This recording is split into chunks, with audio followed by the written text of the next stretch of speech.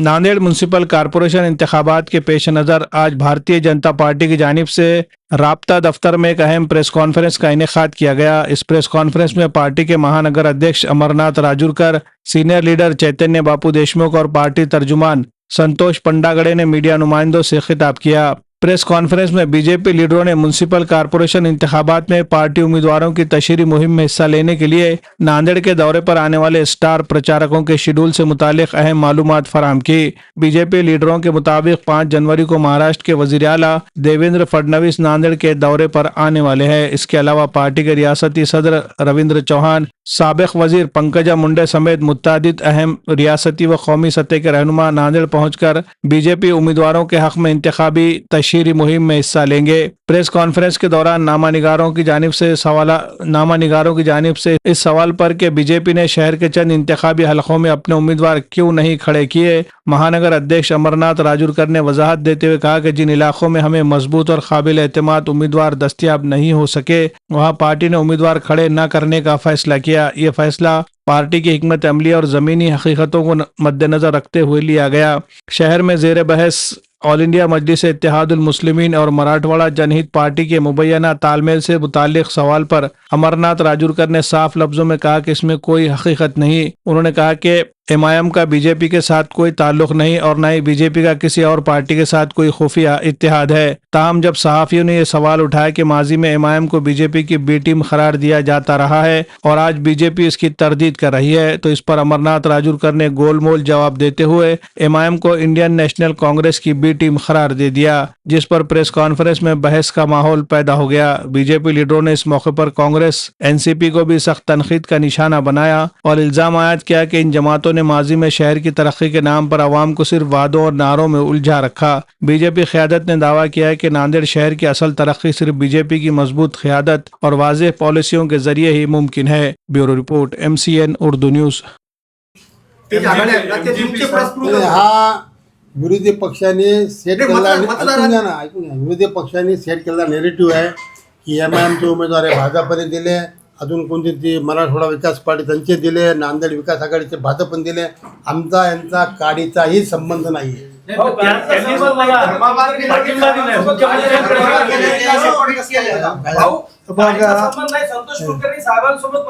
होता ना, सांगतो तुम्हाला मी, ऐकून घ्या ना, ऐकून घ्या, मी सांगतो। संतोष कुलकर्णी हे मराठवाडा जनहित पार्टीचे उमेदवार होते, तर त्यांची पूर्ण बॉडी आलेली तिथं त्यांची, आणि त्यांचं म्हणणं होतं साहेबाला की साहेब बाबा आमची बॉडी आलेली आहे, आमची विनंती आहे की बिलोली शहराचा पाणी पुरवठ्याचा प्रश्न अत्यंत गंभीर झालेला आहे, त्याकरता माझी भेट घालून द्या। ते भेट घालून देताना जेव्हा निवेदन त्यांनी गुच्छ दिला, तो गुच्छचा फोटो आहे, त्यामुळे काही वेगळं असायची गरज नाही, विकासाच्या कामाकरता काही गरज नाही। बिलोली शहरासाठी करत असतील तिकडला विषय वेगळा असू शकेल, नांदेडसाठी ते आमच्या विरोधात उभे टाकले नाही उमेदवार, आम्हाला सक्षम उमेदवार मिळाला, मागणी व्हायला पाहिजे ना, उमेदवाराची मागणी व्हायला पाहिजे, मागणीच नव्हती। अमर भाऊ, जब तक आप लोग कांग्रेस में थे तो एमआईएम को बीजेपी की बी टीम बोल के बदनाम करते थे, आप बोले हमारा एमआईएम से कोई संबंध नहीं, वो उस वक्त हमारी बात अभी भी कांग्रेस की बी टीम ही एमआईएम वहाँ पे आपस में के बहनों ये एक साथ के जाइए दोनों, अभी भी वो कांग्रेस की बी टीम ही के वो एमआईएम ध्यान में रखो। उस वक्त नहीं थी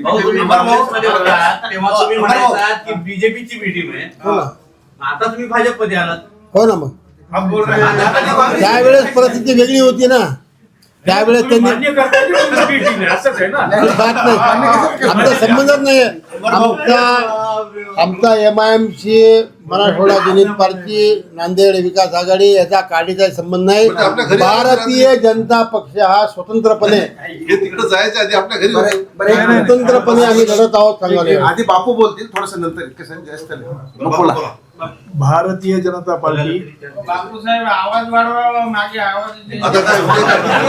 ते काय उभा टाकून बोला. दाबले दिलाय. जसे पुढे या तुम्ही. एक काम करून बापू खडे रे. नाही नाही हो,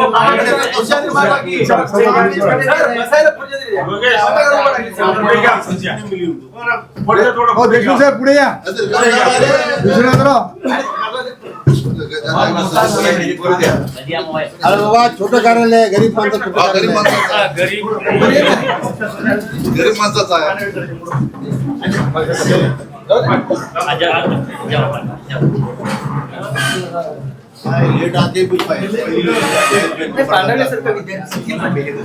नांदेड महानगरपालिकेच्या निवडणुकीमध्ये भारतीय जनता पार्टी आणि शिवसेनेची आतापर्यंत प्रत्येक निवडणुकीमध्ये युती होती. 2017ला भारतीय जनता पार्टी आणि शिवसेना वेगवेगळ्या लढल्या. 2000च्या या 2024, 25, 26च्या निवडणुकीमध्ये भारतीय जनता पार्टी आणि शिवसेनेची युती व्हावी म्हणून आम्ही प्रयत्न केले. भारतीय जनता पार्टीचे समन्वय समितीचे सदस्य आणि शिवसेना पक्षाच्या समन्वय सदस्य यांच्या आमच्या 3 बैठकी झाल्या. या 3 बैठकीमध्ये जागा वाटपाची जी चर्चा आमची चालत गेली, काही ठिकाणी जागा वाटपाच्या चर्चा करत असताना त्यांची काही थोडी अवास्तव मागणी होती शिवसेनेची, आणि जवळपास 2-3 वेळेस आम्ही बैठका घेतल्या. शिवसेनेकडून दोन्ही आमदार, दक्षिणचे आमदार गोंडाळकर, उत्तरचे आमदार बालाजीराव कल्याणकर, शिवसेनेचा जिल्हाप्रमुख उमेश मुंडे, त्याचप्रमाणे शिवसेनेचे जिल्हाप्रमुख विनय गिरडे आणि गंगाधर बडुरे हे होते. आणि भारतीय जनता पार्टीकडून आमचे शहराचे अध्यक्ष अमरराव दुरकर, मी स्वतः चैतन्य बापू देशमुख, त्यानंतर DP सावंत आणि दिलीप कंदकुर्ते. आमच्या ह्या सगळ्या बैठकी झाल्यानंतर जेव्हा आम्ही त्यांना प्रस्ताव दिला की बाबा तुम्हाला आम्ही उत्तरमध्ये जवळपास आम्ही 6 ते 7 जागा देऊ आणि दक्षिणमध्ये तुम्हाला 6 जागा देऊ, यावेळेस त्यांनी काय सांगितलं की बाबा तुम्ही आम्हाला 25% वाटा द्या. 25% वाटा द्यायचा असताना आम्ही त्यांना असं विचारलं होतं किंवा जसं भारतीय जनता पार्टीने मुलाखती घेतल्या उमेदवारांच्या, आमच्याकडे मुलाखतींच्या मागण्याची संख्या ही जवळपास 521 आणि त्याच्यापेक्षा जास्त होती. आणि आम्ही ह्या महापालिकेची निवडणुकीची तयारी करत असताना प्रत्येक प्रभागातून आम्ही डाटा गोळा केलेला आहे, रीतसर उमेदवारांच्या मुलाखती घेतलेल्या आहेत आणि मुलाखती घेऊन मुलाखतींच्या असणाऱ्या उमेदवारांच्या नावं आम्ही सर्वेमध्ये टाकलेली आहेत. इथपर्यंत आमची प्रोसेस झाली होती. पण भाजप आणि सेनेची ही नॅचरल युती असल्यामुळं आम्ही तुमच्याकडे प्रस्ताव घेऊन आलो. तुम्ही अशा प्रकारच्या काही मुलाखती घेतल्यात का किंवा अशा प्रकारचा डाटा तुम्ही काही गोळा केला का, असं जेव्हा आम्ही त्यांना सांगितल्यानंतर ते म्हणले की बा आम्ही मुलाखती घेऊ, आमच्याकडे सुद्धा मुलाखती संख्या आलेली आहे. पण ज्या पद्धतीने आम्ही त्यांच्याकडे आमचा डाटा ठेवला त्या पद्धतीने त्यांच्याकडून आम्हाला डाटा आपल्याला उपलब्ध झाला नाही आणि वेळेअभावी त्यांनी आम्हाला नंतर संपर्क केला नाही. आमच्याकडे प्रत्येक प्रभागामध्ये उमेदवाराची संख्या जास्त असल्या कारणाने आणि प्रत्येक प्रभागामध्ये उमेदवार आमच्याकडे असल्या कारणाने आमची युती होऊ शकली नाही. ह्या युती न होण्याचं कारण बाकी अन्य असं कोणतेही नाही. भारतीय जनता पार्टी आणि शिवसेना RPI आणि आम्ही हे मिळून लढतो. आणि आपल्याला माहीत आहे की ह्या महाराष्ट्रामध्ये भाजप, शिवसेना आणि राष्ट्रवादीचं संयुक्त सरकार आहे. अशा परिस्थितीमध्ये असताना या महाराष्ट्रामध्ये काँग्रेस विरोधी पक्षाच्या मध्ये असताना दुर्दैव की काँग्रेसला ह्या महापालिकेमध्ये काही प्रभागामध्ये उमेदवार सुद्धा भेटले नाहीत.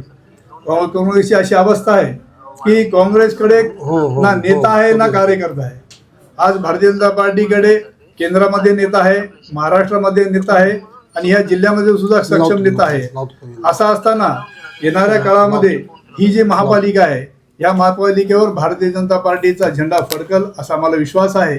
आणि पहिल्यांदा भारतीय जनता पार्टीचा महापौर या नांदेड शहरामध्ये बसल असा आम्हाला विश्वास आहे.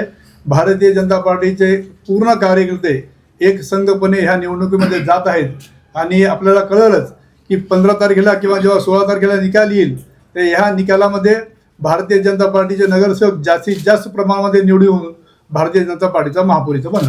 तुमचं तिकीट का कापलं?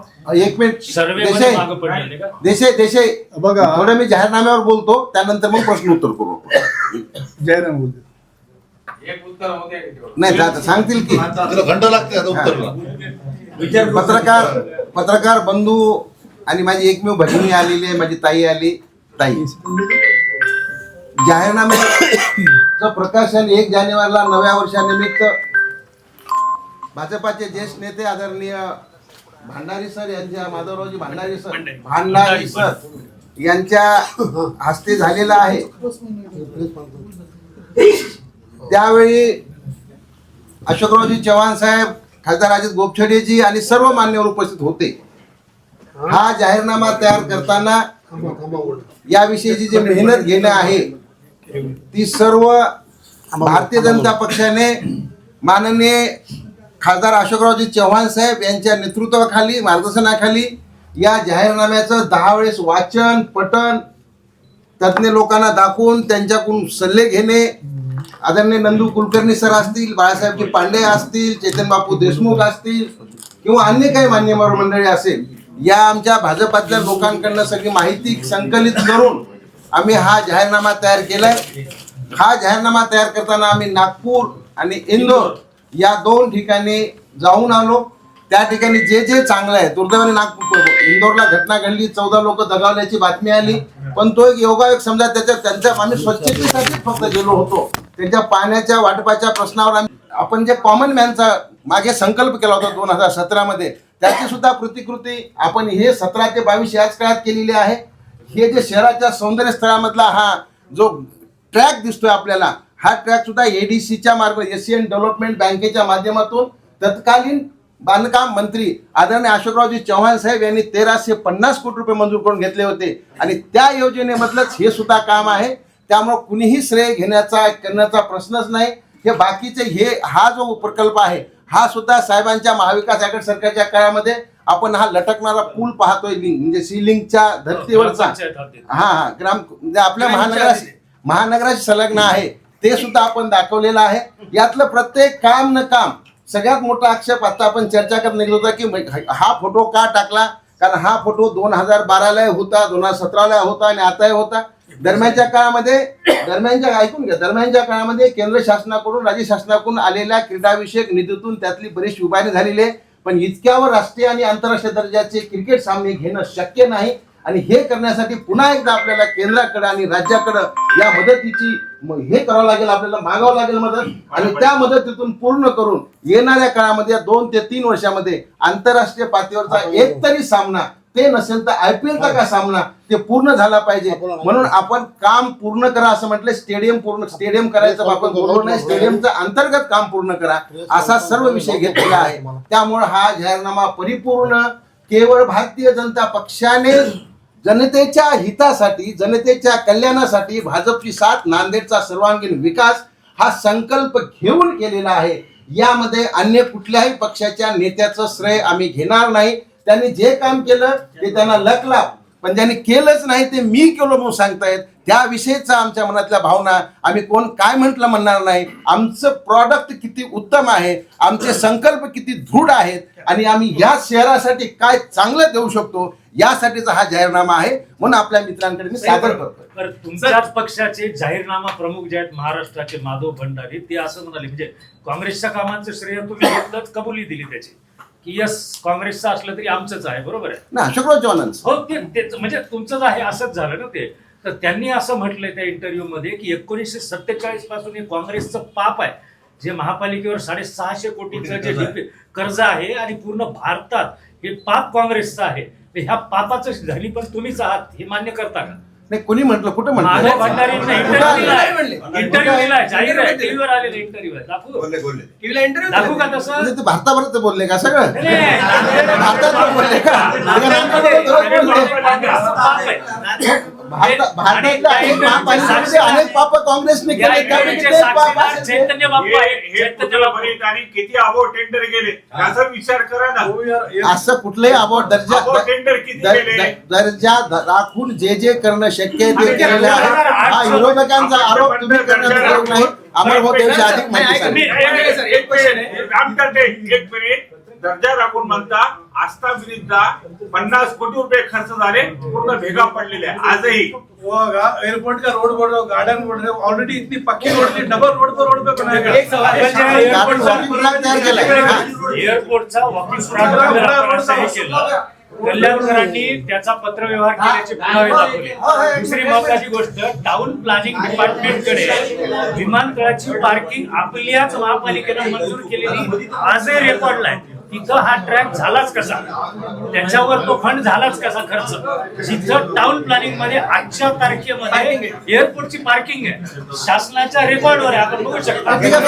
म्हणजे बेकायदेशीर काम केलं. कल्याणकरांनी अनेक ठिकाणी पत्र दिलं, पण काय होतं का नाही, नाही, पण बेकायदेशीर कसं केलं? आपण जे म्हणतात ते टॅग झाले.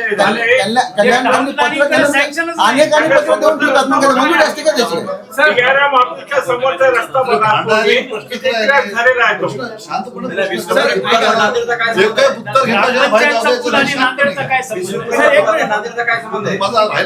मिनिट. नांदेडशी संलग्न असलेलं शहर आहे ते, त्याची अटॅचमेंट इकडे सुटलेली आहे आपली, हो, ग्रामपंचायत आहे ना.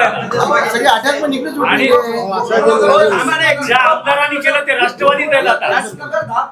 अक्षर जिल्हा आणि लागून नाही काम सर, नाही, नाही, इकडं आहेत ना तसे आम्ही कमीत कमी बाबा असर जनते आमच्याला विष्णुपूर ब्रिज केला, पण एकाच ब्रिजचं 3दा उद्घाटन करून भूमिपूजन करून आम्ही बांधलं नाही, त्याचं काय आहे का नाही? त्याचं उत्तर काय? नाही, नाही, काय नाही असं बोलून जा तुम्ही काही. नाही, मग ते काँग्रेसचं पाप पण तुम्ही तुमच्या डोक्यावर घ्या, मान्य करा. 750 कोटीला या शहराला बुडवलं, हे पाप पण तुम्ही घ्यायला पाहिजे. उपमुख्यमंत्र्यांना तत्कालीन आणून तुम्ही पुलाचं भूमिपूजन केलं, पुन्हा एकदा त्याच्या मान्य मुलाच्या आहे, हाताने चुकले. केलं, पण त्या आणि मग 750 तुमचा पूल कुठे आहे? तुम्ही ते बांधले तरी तुम्ही पत्रकार म्हणून विचारताय का शिंदे गटातून नामा पत्रकार म्हणूनच विचारतोय. 750 कोटी प्रश्न असा आहे, पत्रकार परिस्थिती आपली. डॉक्टर सर, एक मिनिट. सर, भाऊ, प्रश्न असा आहे, कॅबिनेट मध्ये औरंगाबादला जी कॅबिनेट झाली होती संभाजीनगरला, तत्कालीन मुख्यमंत्री एकनाथ शिंदेनी बालाजी कल्याणकरांचं नाव घेऊन सांगितलं होतं की कल्याणकरांच्या मागणीस्तव कृषी महाविद्यालय मंजूर करताय, निधी मंजूर करताय. ऐकून घ्या. हो, आपण आपली एक पहिले प्रश्न मला द्या. ऐकून माझे घ्या. प्रश्न झाले, 2 प्रश्न छानपणे त्यासोबत. ऐकून घ्या, पण अमर छान आपण बिलकुल सांगितलं. ऐकून हो. तिथे त्यांनी स्पष्ट सांगितलं होतं की कॅबिनेट मंत्री म्हणजे कॅबिनेट मध्ये सांगितलं की बालाजी कल्याणकरांच्या मुळे हे मी मंजूर करतोय आणि त्याचा निधी देतोय. एक प्रश्न. दुसरा प्रश्न असा आहे, कुसुम सभागृह ते रेल्वे स्टेशनच्या रस्त्याचं भूमिपूजन श्रीकांत शिंदे खासदार असताना शेवटच्या टप्प्यात झालं होतं. तो निधी आमदार कल्याणकरांचा होता, मुख्यमंत्र्यांच्या फंडातला. या कामासह अनेक कामं अशी आहेत त्याच्यामध्ये की बालाजी कल्याणकरांनी सांगितल्याप्रमाणे कालच्या की ही कामं माझी आहेत. बरोबर. एकनाथ शिंदेला वाढ बोलत होते, श्रीकांत शिंदेनं उद्घाटन केलेले कार्यक्रम खोटा होता का जाहीरनाम्यात काय फळवा पडली? पहिली गोष्ट की बालाजी कल्याणकरांचं नाव घेऊन सांगितलं की बाबा हे कोणतं आपलं कृषी महाविद्यालय नांदेडला आणलं. कृषी महाविद्यालयाची फाईल तर बघितली, एवढी मोठी फाईल तयार झालेली आहे. एक तर ज्या पूर्वाश्रमीचे जे मुख्यमंत्री होते आपले उद्धव ठाकरे साहेब, त्यांना एखाद्या अधिकाऱ्याने निगेटिव्ह नोट दिली की साहेब हे करणं शक्य नाही. आम्ही साहेब त्यांना वारंवार सांगायचा प्रयत्न केला की बाबा हे का करणं गरजेचं आहे, कारण ही शासकीय जागा आहे. प्रायव्हेट कॉलेज तिकडे बाकीचे असतील, पण हे शासकीय कॉलेज आहे, शासकीय कॉलेज होणं गरजेचं आहे म्हणून सांगितलं. हे केल्यानंतर सुद्धा त्या तिथल्या त्या तत्कालीन सेक्रेटरी जे होते कृषी खात्याचे, त्यांनी सांगितलं नाही साहेब इथे एवढं लोड नाही आहे, ऑलरेडी 2 प्रायव्हेट कॉलेज आहे, इकडे वसंतरावचं तिकडे अजून कुठे ह्याला कॉलेज आहे, त्याच्यामुळे देणं बरोबर नाही असं नाही. मग ते तशीच रखडली. रखडल्यानंतर एकनाथ शिंदे झाले मुख्यमंत्री. एकनाथ शिंदे कोणाच्या पाठिंब्यावर झाले मुख्यमंत्री मला माहिती आहे ना तुम्हाला. भारतीय जनता पक्षाने केलं म्हणून मुख्यमंत्री झाले ना. ठीक आहे, बालाजीचं काम केलं असेल त्यांनी, पण ते भाजपच्या पाठिंब्यावर मुख्यमंत्री झाल्यानंतर त्यांनी बघितलं, त्यांनी ओव्हरलोड गेले आणि कोण टाकले. अच्छा, म्हणजे ते तुम्हाला मान्य आहे मान्य की नाही. युतीमध्ये झालेलं आहे? ऐकून घ्या ना, झालेलं ना सांगा. पण एकनाथ शिंदेच्या मागात ताकद कोणाची होती? बरोबर. मान्य करता येईल की नाही ते? आम्हाला प्रॉब्लेम नाही ते. मान्य करताना म्हणजे हा युतीचा जाहीरनामा आहे. युतीचा करायला लागला. भाजपचा जाहीरनामा आहे. भाजप जाहीरनामा हा मला युतीचा काय संबंध? मी प्रश्न विचारला म्हणून सांगाल तुम्हाला. मी याचा विचारला. मी काही याद दिलं नाही की अमर भाऊ ते बोलले की भाजपच्या पाठिंब्यामुळेच झालं नाही. हा. अहो, आता अहिल्याबाई होळकर स्मारकाचा विषय तुम्हाला सांगतो. तुम्ही त्याचं सर, त्यांचा विषय होऊ द्या ना, 5 मिनिटं थांबा. भाऊ बोला ना. तुमचं म्हणणं काय की बाबा हे बालाजी काम केलं कुठलं कृषी विद्यालयाचं ते त्यांनी दाखल ते सांग. दाखवलं असेल ना, साहजिक आहे ना. अहो त्याला आमदारांचं कसं आहे की कुठल्याही मतदारसंघात काम झालं की आमदार पत्र देतो. कारण त्यांचा वेगळा विषय आहे ना त्यांचा. कितीचं काम व्हायलंय, सांग का आता एक मिनिट थांबा. कोणतं काम व्हायलंय, कितीचं काम व्हायलंय, का व्हायलंय, किती कोटीचं काम आहे, सगळा हिशोब लावण्याकरता त्यांचा प्रतिनिधी दिले काम करतात. जरी युतीमध्ये असले समजा ते तरी ते हिशोब लावतातच ना आपापलं पूर्ण. आपल्या मतदारसंघात किती कोटीचं काम व्हायलंय, कसं व्हायलंय, किती कोटीचं इस्टिमेट तयार व्हायलंय, आपापल्या मतदारसंघात प्रत्येक आमदार लावतो. त्यामुळे त्यांनी लावला असेल हिशोब त्यांनी, त्याच्यामुळे ते पत्र दिलेलं त्यांनी हिशोबात पक्के होते. हिशोब लावून पत्र दिलेलं आहे. तिकीट कापलं कसं काय? का कापलं? संतोष रावांचं बिन बापूचं बिन. सर्वांमध्ये बापूजीची पोस्ट आहे, एक मिनिट, बापूजीची पोस्ट आहे त्या दिवशी 8:24 रात्री. क्या हार में क्या जीत में किंचित नहीं भयभीत मैं, संघर्ष पथ पर जो भी मिले ये भी सही वो भी सही, वरदान नहीं मांगूंगा हार नहीं मानूंगा. बापूजी हारले कसं काय नाही, की हे- जितले कसं काय? नाही, एक लक्षात घ्या की भारतीय जनता पार्टीमध्ये काम करत असताना सत्तेसाठी किंवा पदासाठी काम केलं नाही. भारतीय जनता पार्टीसाठी विचारासाठी काम केलेलं आहे. आजही भारतीय जनता पार्टीचा विचार या शहरामध्ये आहे. हे खरं आहे की आम्ही तिकीट मागितलं होतं. मी प्रभाग बदलून तिकीट मागितलं होतं आणि जेव्हा प्रभाग बदलून तिकीट मागितलं होतं तेव्हा काही तिथल्या काही स्थानिक अडचणी होत्या. पण पक्षाने मला तिकीट नाकारले म्हणून मी थोडीच नाराज आहे. मी त्या दिवशी परत संध्याकाळी आज कामामध्ये ना पक्षाच्या भारतीय जनता पार्टीच्या कार्यकर्त्यांचं वैशिष्ट्य आहे की मागणं पक्षाला आपलं कर्तव्य आहे.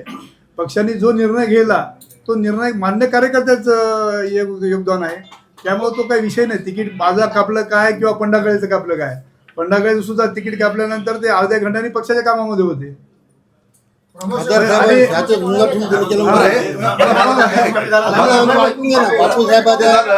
बापू साहेबाचं तिकीट काटलं म्हणता असं बाहेरून हे आमचं काय ऍडजस्टमेंट झाली नाही तिथं त्या प्रभागामध्ये आमचं होऊ शकलं नाही. पण आम्ही प्रभाग क्रमांक आमच्याला आपलं 15चे आपले बाळाजी खोमणे आपले बाळू खोमणे जे आहेत 10 मंदिर उमेदवार दिले त्यांना ऍडजस्टमेंट झाले. ते कुणाचंही हो आमचं बापू जसं दिलीप ठाकूरांचे प्रमोशन केलं किंवा पुनर्वसन केलं तसं त्यांचं काय होणार का? नक्कीच गेलं ते आहे ऑलरेडी होईल ते दोघांचे होईल. भाजपमध्ये आलेल्या नवीन नेतृत्वानं तुमच्या सहित अनेक जुन्यांवर अन्याय केला स्पष्टपणे आता चर्चा आहे. तुमच्यापासून तर ते दिसून पण आलेलं आहे. एकूण 66 उमेदवारांपैकी फक्त 13 भाजपाचे आहेत. तुम्ही जुने भाजपाचे फाउंडर आहात. तुमची काय होती? हे बघा की नवीन नेतृत्व आणि जुनं नेतृत्व असं काही नाही आहे. भारतीय जनता पार्टीमध्ये माननीय माजी मुख्यमंत्री अशोकराव चव्हाण यांनी प्रवेश घेतल्यानंतर खऱ्या अर्थाने शहरामध्ये भारतीय जनता पार्टीला ताकद भेटली. आणि आपण ताकद भेटली म्हणजे आधी ताकद होती जास्तीची ताकद भेटली. आणि त्यानंतर भारतीय जनता पार्टी 521 लोकांनी उमेदवारी मागितली. जागा होत्या 81. मग 521 लोकांनी जेव्हा उमेदवारी मागली तेव्हा 521 लोकांना उमेदवारी द्यावा असं काही नाहीये. आणि ज्याची उमेदवारी कटली तो काही सक्षम नाही असं काही नाहीये. काही पक्षाचे काही कॅटेगरीज असतात, काही रूल असतात, काही सर्वे असतात किंवा तिथली परिस्थिती अशा परिस्थितीने उमेदवारी दिलेली आहे. आणि ही परिस्थिती नांदेडमध्ये नाही. आपण बघितलं असाल की भारतीय जनता पार्टी मागणाऱ्याचा ओघा पूर्ण महाराष्ट्रामध्ये आहे. संभाजीनगर आहे, नाशिक आहे, मुंबई आहे, सर्व ठिकाणी आहे. याचं सकारात्मक आपण घ्यायला पाहिजे किंवा भाजपचं जे केंद्राचं नेतृत्व आहे आणि महाराष्ट्राचं नेतृत्व आहे हे सर्वसामान्य नागरिकांमध्ये ते प्रसिद्ध आहे. आणि त्यामुळे प्रत्येक कार्यकर्त्यांना प्रत्येक नागरिकाला वाटतं की मी भारतीय जनता पार्टीकडून उभं टाकावं. ते वाटतं काही साहजिक नाही. प्रणिता देवरे चिखलीकर तुमच्या पक्षाच्या नेत्या त्यांच्यावर काय काय जबाबदारी दिली या निवडणुकीमध्ये? प्रणिता देवरे चिखलीकर काय जबाबदारी दिली नाही. कारण नांदेडला वरून ठरवलं ते महिला मोर्चा आमच्या भाजपच्या महिला मोर्चाचं आहे.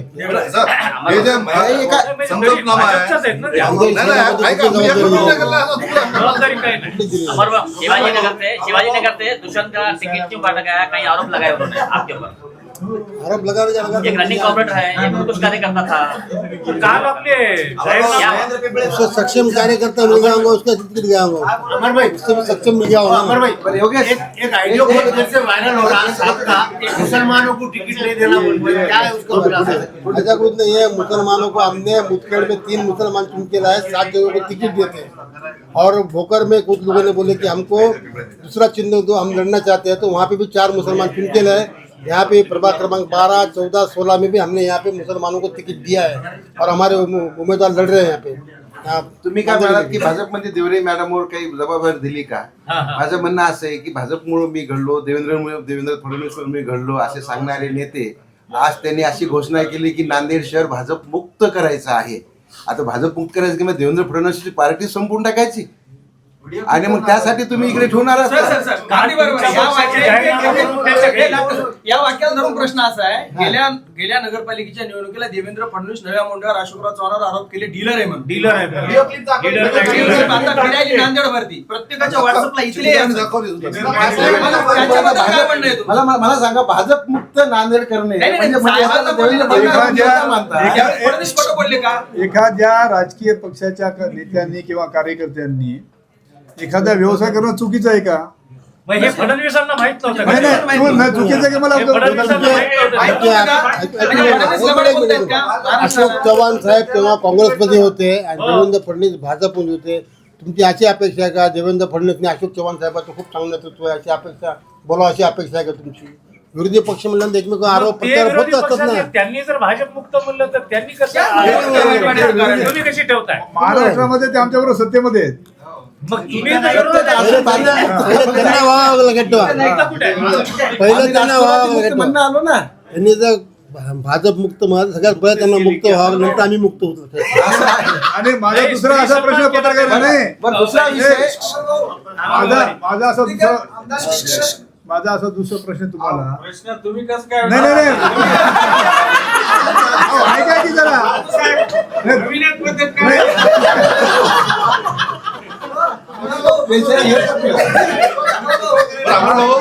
माझा प्रश्न आहे संकल्पनामा अशोकराव चव्हाणांचा आहे की भाजप पक्षाचा आहे?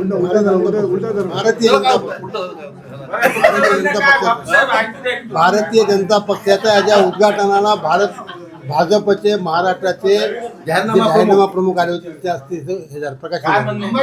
त्यांनी अपेक्षा व्यक्त केली मुख्यमंत्र्यांबद्दल काही ओळी घ्यायला पाहिजे होत्या, फोटो टाकून लिहिलं नाही. हे साक्षीदार आहे. माधव भंडारेंची अपेक्षा होती की मुख्यमंत्र्यांबद्दल काही लिहिलेलं नाहीये, साहेबांच्या लिहिलेलं आहे. साहेबांच्या मनोगतात नाही, मुख्यमंत्री आणि एवढा मोठा फोटो वर टाकलाय. प्रदेशाध्यक्षाचा सुद्धा काहीच उल्लेख नाही त्याच्यावर. एवढा मोठा फोटो बघा ना. आमच्या राज्याचा प्रमुख, आमचा प्रमुख, आमचा कुटुंब प्रमुख म्हणून कुटुंब प्रमुखाच्या भूमिकेत आहेत ते. आमचे कुटुंब प्रमुख आहेत ते. कुटुंब प्रमुखाच्या हृदयात आहेत ते. त्यांना वेगळा फोटो लागू शकत नाही का? आमच्या प्रत्येकाच्या हृदयात आहेत ते, हृदयस्थ आहेत.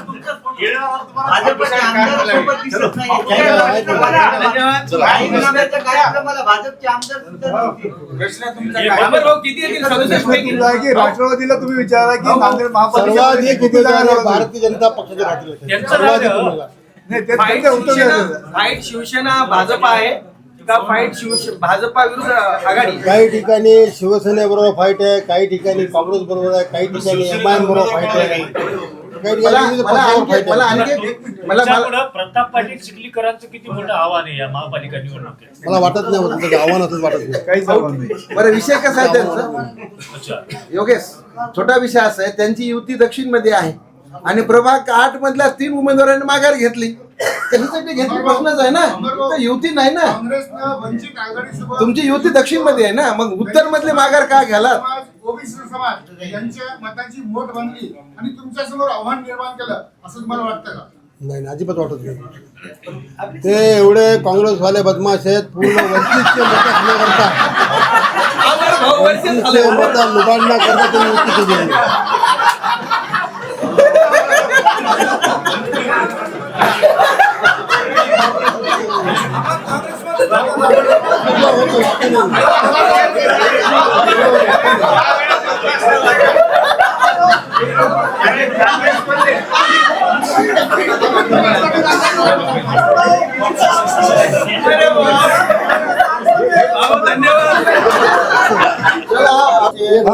मंत्री आदरणीय नामदार देवेंद्रजी बावनकुळे यांचा दौरा हा नांदेडला आलेला आहे.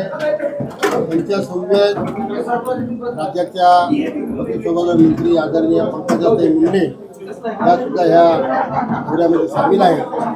आणि उद्या सायंकाळी 4 ते 5 आमची संचालन समितीची बैठक होणार आहे आणि 5 ते 6 मध्ये भारतीय जनता पक्षाची महानगरची जी निवडणूक आहे आपली महापालिकेची त्या निवडणुकीच्या प्रचार कार्यालयाचं उद्घाटन हे बावनकुळे साहेबांच्या हस्ते होणार आहे आणि हे सर्व मिटिंग घेऊन बावनकुळे साहेब हे लातूरकडे जाणार आहेत. दिनांक 5 जानेवारी रोजी राज्याचे प्रमुख यशस्वी मुख्यमंत्री आदरणीय देवेंद्र फडणवीस यांची सभा इंदिरा गांधी मैदानावर 4 वाजताच्या सुमारास तिथे सभा होणार आहे. या सभेची जय्यत तयारी झालेली आहे. या सभेला देवेंद्र फडणवीस, पंकजाताई मुंडे, अशोकराव चव्हाण, आमचे खासदार गोपछडे, आमचे सर्व अध्यक्ष, मंडळाध्यक्ष, सर्व नगरसेवक, आमचे प्रमुख कार्यकर्ते आणि नांदेड शहरातील हजारो जे नागरिक आहेत या सभेला उपस्थित असण्याची पूर्ण तयारी झालेली आहे. आणि त्याचबरोबर दिनांक 6 जानेवारी रोजी आमच्या राज्याचे भारतीय जनता पक्षाचे प्रमुख आदरणीय रवींद्रजी चव्हाण साहेब यांचा दौरा नांदेड शहरामध्ये आहे. महापालिकेच्या निमित्ताने ते सायंकाळी 5 वाजता नांदेड शहरामध्ये येतील. 5 ते 6, 6:30पर्यंत 7 वाजेपर्यंत ते पक्षाच्या पूर्ण बूथ अध्यक्षांची बैठक आणि शक्ती केंद्र प्रमुखांची बैठक ते घेणार आहेत. स्थळ आम्ही जे नव्याने कार्यालय करत आहोत त्या कार्यालयामध्ये त्या ठिकाणी आमची मिटिंग होईल आणि त्या मिटिंगमध्ये आम्हाला रवींद्रजी चव्हाण मानलेलं संध्याकाळी ते लातूरकडे प्रयाण करणार आहेत. त्याआधी एक सभा नांदेड शहरामध्ये मोठी जाहीर सभा घेऊन ते जाणार आहेत. त्याप्रमाणे नांदेड शहरामध्ये भारतीय जनता पक्षाने प्रचाराचा वेग घेतलेला आहे आणि येणाऱ्या काळामध्ये नांदेड महानगरपालिकेवर भारतीय जनता पक्षाचा झेंडा फडकणार आहे. आमदार प्रभाकरांनी आरोप केला की 2 नगरसेवक भाजपने पळवले.